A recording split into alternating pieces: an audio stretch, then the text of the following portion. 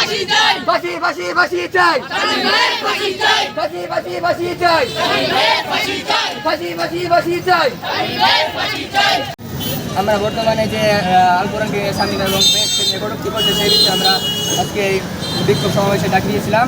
সেই ক্ষেত্রে আমাদের স্কুলের সবাই সব শিক্ষার্থী আমরা উপস্থিত হয়েছি এবং আমরা মিছিল বের করেছি। আমরা স্বামীর দৃষ্টান্তমূলক শাস্তি হিসেবে শুধু জেল বা এমন কোনো শাস্তি চাই না, আমরা তার ফাঁসি চাই। কারণ সে এমন একটা অপরাধ করেছে যার শাস্তি শুধু জেল হতে পারে, যার শাস্তি ফাঁসি ছাড়া অন্য কিছু এই মাটিতে হতে পারে না। এই জন্য আমরা তাই জন্য তার ফাঁসি যাচ্ছি এবং সবাই মিলে একজন স্লোগান দিচ্ছি।